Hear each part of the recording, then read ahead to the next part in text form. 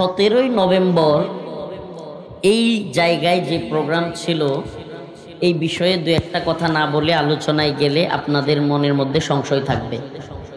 17 November মূলত সহজ সরল মানুষ ইমাম সাহেব হুজুর, আমি যতদূর শুনেছি ওনাদের কাছে, ওনাকে এক প্রতারক অনলাইনে আমার ছবি এডিটিং করে, আমার ছবি ব্যবহার করে একটা ফোন নাম্বার থেকে ফোন দিয়ে আমার নাম ভাঙিয়ে আর্থিক লেনদেনের মাধ্যমে এই জায়গায় প্রোগ্রাম দিয়েছে।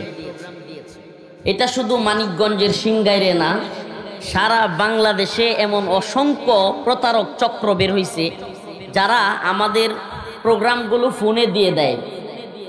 আচ্ছা বলেন, বর্তমানে অনলাইনের যুগে, এআই এর যুগ, এখন যুগ এত আপডেট হচ্ছে, এআই এর যুগে যেখানে ফটো, ছবি, ভিডিও, অডিও সব এডিট করা যায়, এআই দিয়ে বানানো যায়।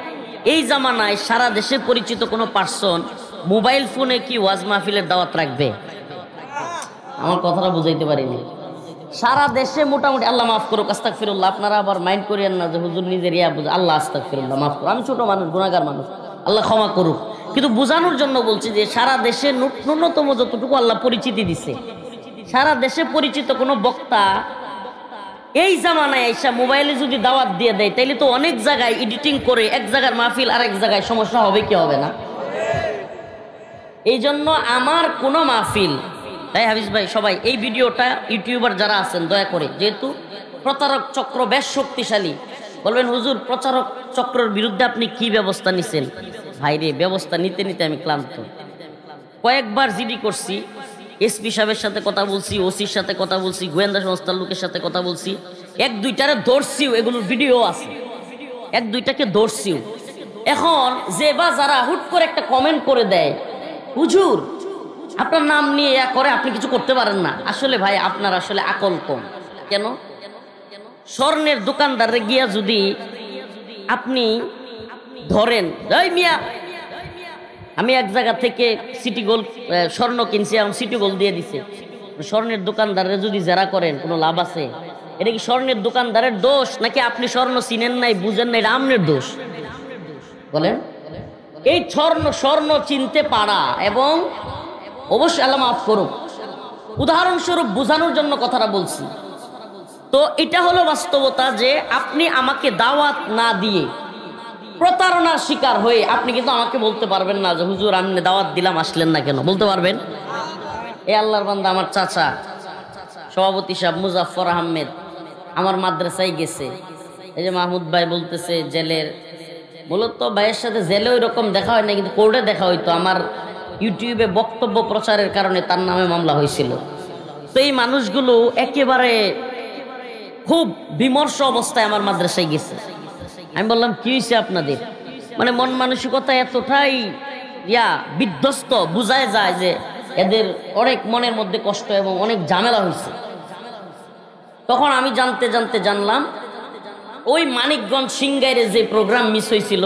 আপনাদেরকে আরেকটা কথা বলি, আমি কিন্তু ফেসবুকে বিকেল দিকেই পোস্ট করছি আমার আইডিতে যে মানিকগঞ্জে আজকে আমার কোনো প্রোগ্রাম নাই। এটা কেন করতে হয়েছে আমাকে? কারণ স্বাভাবিকভাবেই এই অঞ্চলেও অনেক মানুষ আমাদের কাছে, মানুষ ফোন দিচ্ছে, হুজুর আপনি কি আসতেছেন কিনা? তখন আমি বলছি ভাই আমার তো কোনো প্রোগ্রাম নেই মানিকগঞ্জে। তো এই বিষয়গুলো যে সমস্ত প্রতারকরা করে, আল্লাহ এদেরকে হেদায়েত দান করুক। আমি সত্যি বলি, মাহমুদ ভাই তো আছে, সে যেহেতু আমার মামলায় আসামি ছিল, আমার এই আঙ্কেল আমার মাদ্রাসার সামনে চোখগুলো টলমলো করতেছে, মানে কষ্ট তার ভিতরে, যে এই যে অপমান, আল্লাহ তার একটা সম্মান দিছে, এলাকায় পরিচিতি দিছে, মুরব্বী মানুষ, আমার বাবার বয়সী, আমার দেখেও খুব মায়া লাগছে, একবারে চোখগুলো টলমলো করতেছে। আমি কখনো, আপনাদেরকে আরেকটা কথা জানাই, কোনো প্রোগ্রাম প্রতারণার শিকার হয়েছে আমি কাউকে প্রোগ্রাম দিই না, এটা আমার আরেক অভ্যাস। আমি খুব রাগ করি, আরে বাবা আসছেন তো আগে আসতেন, এখন দরা খেয়ে আইছেন কেন? আমি রাগ করি। কিন্তু আল্লাহর বান্দারে দেখা মুরব্বী মানুষ, বাবার বয়সী, তো আমি বললাম যে ঠিক আছে, আমার একটা প্রোগ্রাম সাভারে আছে, আজকে একটা প্রোগ্রাম সাভারে, তো ওইটার সাথে আপনাদেরকে একটু সময় দিব ইনশাআল্লাহ। তো এই আমি আপনাদের কাছে এই আশাটার আমি বলেই ফেলি মাহফিলটা দেয়ার এবং আসার আগ্রহ আরো বেড়ে গেছে, মানিকগঞ্জে কিছু দুষ্কৃতিকারী বেড়ে গেছে। এই জন্য চিন্তা করছি যে প্রোগ্রাম কেন্দ্রিক তো যাওয়া দরকার, এমনিতেও মানিকগঞ্জে যাওয়া দরকার। একটা কথা বলেই ফেলি, মানিকগঞ্জ যারা বুঝাইতে চায় যে এটা মমতাজের এলাকা, এটা শুধুমাত্র মমতাজ আর আবুল সরকারদের, ফাউল সরকারদের এলাকা না, এটা হযরতুল আল্লাম শাইখুল হাদিস মুফতি সাইদ বিন নূরদের এলাকা, এটা হযরতুল আল্লাম মাওলানা খালেদ সাইফুল্লাহ আইয়ুবীদের এলাকা। অবশ্যই আমি মাহফিল কমিটির দৃষ্টি আকর্ষণ করব অন্যান্য জায়গায়ও হুজুরদের নাম দেওয়ার ক্ষেত্রে সাইদ নূর দামাত বারকাতুহুম হেফাজতে ইসলামের নাইবে আমির প্রসিদ্ধ মুরব্বীদের নাম একটু জায়গা মতো দেওয়ার চেষ্টা করবেন। আমাদের উপরে দিলেও আমরা খুশি, অবশ্যই আমাদের উপরে দেওয়ার চেষ্টা করবেন। বিশেষ করে এই মানিকগঞ্জের মুরব্বী আলেমে দ্বীন হযরতুল আল্লাম মাওলানা সাইদ নূর দামাত বারকাতুহুম, ওনার সাথে যোগাযোগ করেছি। আমি হযরতুল আল্লাম মাওলানা খালিদ সাইফুল্লাহ আইয়ুবী দামাত বারকাতুহুম, ওনার ভাই মাসুদুর রহমান আইয়ুবী দামাত বারকাতুহুম, ওনাদের সকলের সাথে মোটামুটি পরামর্শ করে আজকে 1 ডিসেম্বর যদি আবুল সরকার মুক্তি পাইতো, আমি ঘোষণা দিয়েছিলাম মানিকগঞ্জ আদালত চত্বরে অবস্থান কর্মসূচি পালন করতাম।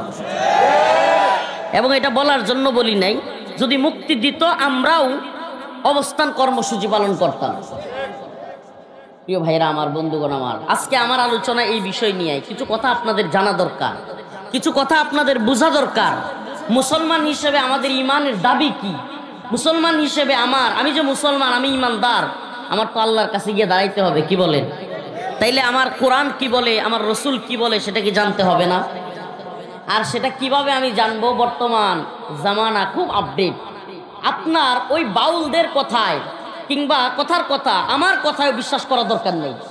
আপনি বর্তমান জামানায় আমি কোনো আয়াতের রেফারেন্স দেওয়ার পরে আপনি অনলাইন থেকে এখন চাইলেই কোরআন তরজমা, কোরআনের তাফসীর আপনি নামায় নিতে পারবেন। আপনি বাংলায় পারলে এই আয়াতের সাথে আমার বলা তরজমা, আমার আয়াতের সাথে মিলায় একটু দেখে নেবেন, তাইলেই তো হইল। সুবহানাল্লাহ। আর আপনি যদি আল্লাহ এবং রাসূলকে প্রকৃতই ভালো না বাসেন, তাইলে তো ওই সমস্ত আউল ফাউলদের কাছে আপনি বুখারীর দরস নেবেন, আপনার মজা লাগবে। আর যদি আল্লাহর প্রতি ভালোবাসা রাখেন, তাইলে আপনি নেবেন কোথা থেকে? কোরআন থেকে। কোথা থেকে? প্রিয় ভাইরা আমার, আরেকজন লোকের নাম বলি আপনাদের সামনে, ফরহাদ মাজার। নাম কি? ফরহাদ মাজার, বাউলদের বাপ, মানে সকল গাঁজাখোরদের বাপ হইল কোনটা? ফরহাদ মাজার। শুনেন, আমি সেই ছোটবেলা থেকে হাসিনা মোদির বিরোধিতা করতে করতে এখন আর কারো নামে কিছু কইতে আমার মুখে বাজে না। কেন বাজে না জানেন? সুবহানাল্লাহ। আল্লাহর জমিনে বাস করি তো, আল্লাহর জমিনে একমাত্র আল্লাহর গোলামি করি। শেখ হাসিনা এই বাংলাদেশটারে নিজের বাপের সম্পত্তি মনে করতো, বাপের ভিটা মনে করতো, যা মন চাই তা করতো, যা মন চাই তা বলতো। আলেম ওলামাদেরকে ইচ্ছে মতো জেলে নিল, রিমান্ডে নিল, যা মন চাই তা করলো। প্রিয় ভাইরা আমার, বর্তমানে এই ফরহাদ মাজার বাংলাদেশটারে নিজের বাপের সম্পত্তি মনে করে। দুই একটা উপদেষ্টা, দুই একটা ছাত্রদের সমন্বয়ক, তার মুরিদ, এই লালন সার, এই লালনের পন্থী, এই জন্য সে মনে করে এখন মনে হয় বাংলাদেশটা তার দখলে। আমরা সুস্পষ্ট জানাইয়া দেই, ফরহাদ মাজারকে সুস্পষ্ট জানাইয়া দেই, ফরহাদ মাজার এবং ওই সমস্ত লোকদেরকে হয় হেদায়েতের পথে আসো, না হলে তোমাদেরকে বাংলার জমিনে প্রতিহত করা হবে। কয়জনকে মামলা দিবেন? কয়জনকে মামলা দিবেন?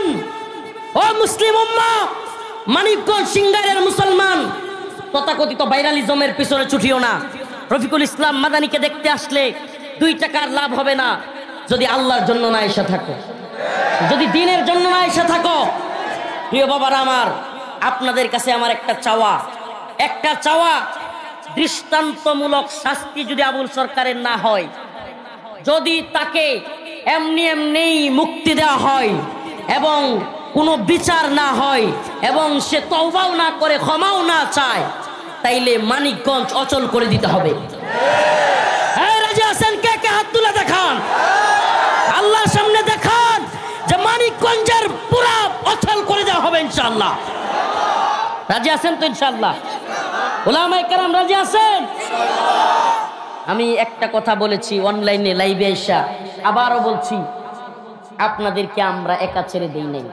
আমাদের আল্লাহ মাফ করুক তথাকথিত গণতান্ত্রিক রাজনৈতিক দল আর নেতারা, অমুক তমুক শায়েকেরা যদিও এই এমপি হওয়া কিংবা রাজনৈতিক লালসায় রাজনৈতিক চিন্তায় আপনাদেরকে মনে রাখার মতো সময় নাও থাকে, কথা দিচ্ছি ইনশাআল্লাহ মানিকগঞ্জে যদি একটা তাওহীদবাদী জনতাকে, একজন আলেমকে এই সমস্ত দান্দাবাজি বাটপারি মামলা দিয়ে গ্রেফতার করা হয়, ইনশাআল্লাহ আমরাও মানিকগঞ্জে আসব, দেখব কত হাজার মানিকগঞ্জে যারা কারাগারে নিতে পারে। এই রাজি আছেন ইনশাআল্লাহ? আল্লাহরে নিয়ে কথা বললে আমরা মানবো, রাসূলরে নিয়ে কথা বললে আমরা মানবো। তোমরা গান করবা, তোমরা পালা করবা, করো, কিন্তু আল্লাহ রাসূলরে নিয়ে আজে বাজে কথা বলবা না। আল্লাহ এবং রাসূলরে নিয়ে আজে বাজে কথা বলবা না। হে মুসলমান ইমানদার, একটা কথা বলি, হে মানিকগঞ্জের মুসলমান প্রিয় ভাইরা, খেয়াল করে একবার অন্তর থেকে শুনবেন। এই যে মাহফিল করতেছেন, যদি মুসলমানই না হইতেন মাহফিল দরকার ছিল? এই যে আমি টুপি মাথায় দিছি, এই যে হুজুর টুপি মাথায় দিছে, এই যে অনেকে পাগড়ি বাঁধছে, এগুলা পরার দরকার ছিল মুসলমান না হইলে? যে আল্লাহ যদি নাই তাইলে এগুলো কিছুর দরকার আছে? এই কোরআনের কোনো নাউজুবিল্লাহ আল্লাহ যদি না থাকে কোরআনের কোনো মূল্য আছে? বলেন এই মসজিদ কোন মসজিদের দরকার আছে? আমার আল্লাহরে নিয়ে এরকম কটূক্তি করবে, তাহলে আমি কেমন মুসলমান? হাই হাই, আমার অন্তরে আমার রবকে নিয়ে এই ধরনের কথা বলবার পরে যারা এখনো বুঝ দেয় হুজুর এটা হলো পালা, জীব আর পরমের পালা, একজন জীবের পক্ষ নেই আর একজন পরমের পক্ষ নেই, এই ধরনের শয়তানি কথাবার্তা বলে আল্লাহকে নিয়ে এই ধরনের বাজে কথা বলা যদি সমাজে চালু রাখেন, এই নাস্তিকরা চাই হলো এই যে এক ধরনের ভয় মুমিনের অন্তরে আছে এটাকে কমায়া দেওয়া। এটাকে কমায়া দেওয়ার সিস্টেমটা কি? সমাজের মধ্যে ইচ্ছা মতো বলতে থাকা, এই মাইক কই থেকে আইছে, এটা থেকে, ওইটা থেকে, এটাতে কিভাবে আইছে, ওইটা থেকে, মানুষ কেমনে আইছে, অমুক থেকে, আদম থেকে, আদম রে কে বানাইছে? আল্লাহ, আল্লাহ রে কে বানাইছে? নাউজুবিল্লাহ। মানে এই ধরনের আরো যত প্রশ্ন আছে, এই বাউল গান পালা গানের নামে আজে বাজে প্রশ্নগুলো সমাজের মধ্যে ছেড়ে দাও, মানুষ যাতে ইমানদার থেকে অবিশ্বাসী মুনাফিক হয়ে যায়। এই প্ল্যানিংটা বুঝতেছেন? পশ্চিমার একটা প্ল্যানিং, একটা এজেন্ডা বর্তমান এই সরকারের মাধ্যমে চালু করার চেষ্টা করতেছে। সেটা হলো অবাধ স্বাধীনতা, বাক স্বাধীনতার নামে অবাধ স্বাধীনতা, আল্লাহরে নিয়া, রাসূলরে নিয়া, কোরআন নিয়া, নাউজুবিল্লাহ যা মন চায় তা বলা। আমার প্রশ্ন, আল্লাহ এবং তার রাসূলরে নিয়া যা বলতে পারা, এটা কি স্বাধীনতা? বলেন এটা স্বাধীনতা?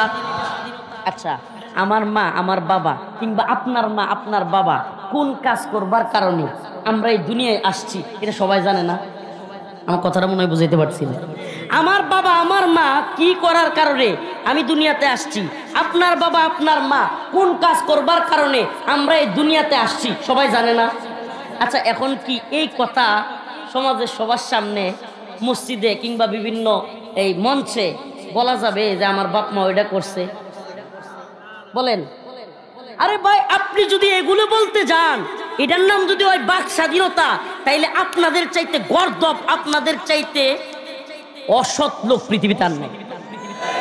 সব কথা কি সব জায়গায় বলা যায়? বাক স্বাধীনতার দোহাই দিয়া সব কথা কি, যদি কোনো সন্তান বাবা মা কি করে না করে বাড়িতে, নাউজুবিল্লাহ বিছানায়, এগুলো বইলা বেড়ায়, সত্য তো বইলা বেড়ায়, তাইলে এই সন্তান এটা কি ভালো সন্তান না কুসন্তান?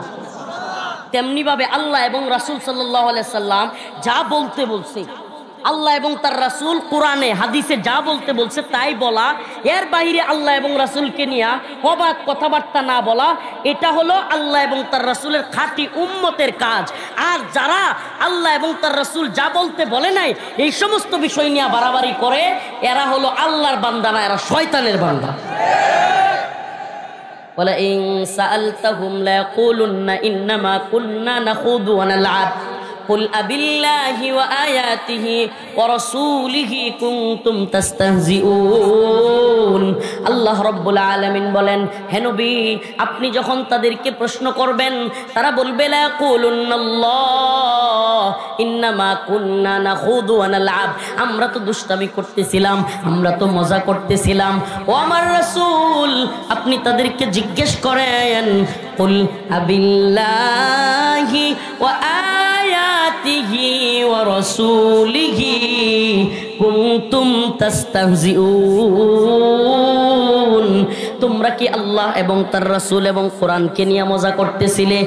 লা তা'তাযিরু ক্বাদ কাফারতুম বা'দা ঈমানিকুম, তাহলে জেনে রাখো, যারা আল্লাহ এবং তার রাসূলকে নিয়ে মজা করে, কোরআন নিয়ে ফাইজলামি করে, লা তা'তাযিরু, তাদের কোনো উযর, তাদের কোনো কথা, তাদের কোনো আপত্তি, এগুলো আর কোনো গ্রহণ করা হবে না। ক্বাদ কাফারতুম বা'দা ঈমানিকুম, তারা ঈমান আনার পর আবার কুফরি করে ফেলছে। কি করছে? তাদের কোনো উযর আর গ্রহণ করা হবে না। লা তা'তাযিরু ক্বাদ কাফারতুম বা'দা ঈমানিকুম, তাদের কোনো উযর, আপত্তি, কোনো কিছু শোনা হবে না। আল্লাহ এবং তার রাসূলকে নিয়ে কটূক্তি করার মাধ্যমে তারা ঈমান আনছিল ঠিক, আবার কুফরি করছে, কাফের হয়ে গেছে। আল্লাহ তাআলা আবারও এদেরকে তওবা করে কালেমা পড়ে মুসলমান হওয়ার তৌফিক দেখ, হেদায়েত না থাকলে সকলে বলেন আমিন। এইবার একটু আপনাদের কাছে ক্ষমা চাইতেছি, আমার 10টায় ওই যে সাভারে যেই প্রোগ্রাম 1 নভেম্বর 2 নভেম্বর বৃষ্টির কারণে একেবারে পানিতে ভাইসে গেছিল, এই প্রোগ্রামটা আজকে এরাও মানুষের কথা শুনতে শুনতে কান জ্বালা ফালা, এই জন্য আমাকে ওখানে যেতে হবে। যেই প্রোগ্রামের উসিলায় আজকে এখানে আসা, আঙ্কেলরে আমি সময় দিয়েছিলাম 9টা পর্যন্ত, মাগরিবের পর থেকে আসতে আসতে এত জ্যাম সারা দেশে, আই হ্যাঁ, মানে ওই 10টার সময় দুপুরেও খাই নাই, সেই সকালে অল্প খাই রওনা হয়েছিলাম। তো এই জন্য আপনাদের কাছে দোয়া চেয়ে বিদায় নিলাম। একটা দাওয়াত দিয়ে যায়, আগামী 6 ডিসেম্বর বিজয় মেলার মাঠ মানিকগঞ্জ, কোথায়? ইনশাআল্লাহ হেফাজতে ইসলামের উদ্যোগে, মানিকগঞ্জ জেলা হেফাজতের উদ্যোগে সারা দেশের ময় মুরব্বী ওলামায়ে কেরাম, শাইখুল হাদিস ইবনে শাইখুল হাদিস আল্লামা মামুনুল হক দামাত বারকাতুহুম সহ ওলামায়ে কেরাম উপস্থিত থাকবে ইনশাআল্লাহ। আপনারা সকলেই আমন্ত্রিত, যাবেন তো ইনশাআল্লাহ মানিকগঞ্জে। সেখান থেকে পরবর্তী কর্মসূচি আসবে, উলামায়ে কেরাম যে কর্মসূচি দিবে আমরা সেই কর্মসূচির সাথে একমত। নাসরুম মিনাল্লাহ ওয়া ফাতহুন করিব ওয়া বাশশিরিল মুমিনিন। আসসালামু আলাইকুম ওয়া রাহমাতুল্লাহি ওয়া বারাকাতুহু।